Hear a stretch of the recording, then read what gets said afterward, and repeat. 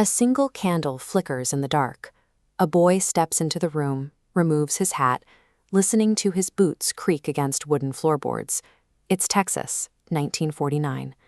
16-year-old John Grady Cole stands in a black suit, staring down at the lifeless body of his grandfather.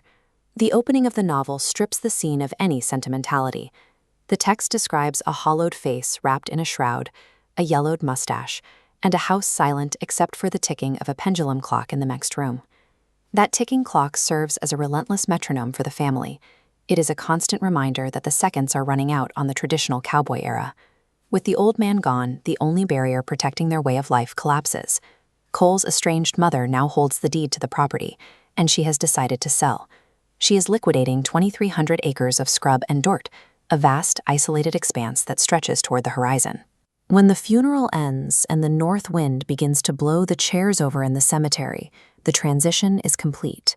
The ranch is no longer a home, it is a piece of real estate, leaving John Grady Cole with no legal place to exist.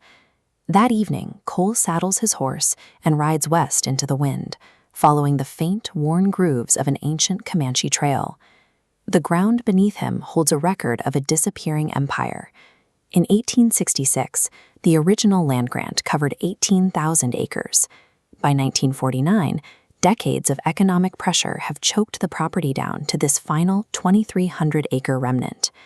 This page documents the sheer physical cost of holding that land. Cole's grandfather was the oldest of 8 brothers, the only one to survive past 25. The records show they drowned, were shot, kicked to death by horses, or killed in fires. For generations, this ranch was maintained by that kind of violent physical endurance. Now, that history is being traded away for a check. Dismounting along the trail, Cole finds a second artifact of decay in the brush, an old paper-white horse skull. The skull pulls his mind back to the riders who were here before him, the painted Comanche warriors who claimed this trail as their own.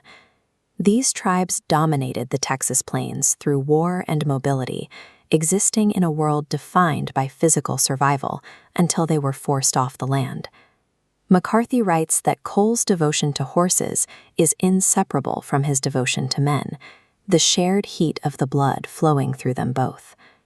Cole identifies with this ancient past because its brutal physical truths make sense, unlike the bureaucratic and industrial world closing in on his family. The narrative snaps back to the bright, modern reality of a cafe in town where Cole meets his father. Sitting on the table between them is the father's 3rd Infantry Division Zippo lighter. His father is a broken man. He coughs continuously, admits to losing thousands of dollars at poker, and tells his son plainly that he is dead inside. That Zippo lighter connects his decay directly to World War II. The conflict left a generation of men spiritually disconnected, unable to find their footing in the world they returned to. Sitting there, the father appears as a man stripped of his capacity to lead or protect, someone who can only watch as his son's inheritance is signed away by a mother he no longer understands. Outside the window, parked along the curb, are the cars of the oil prospectors. These vehicles mark a shift in the landscape. Texas is moving away from the era of the horse and into an age of industrial machinery and crude oil. Cole is trapped. He is caught between a father who has given up and a mother who is eager to join this new industrial economy by selling their history. He cannot stop the transition. The frontier he was raised to inhabit has been replaced by a world of contracts and combustion engines. To find a world that still values the blood and the heat, John Grady Cole has only one choice.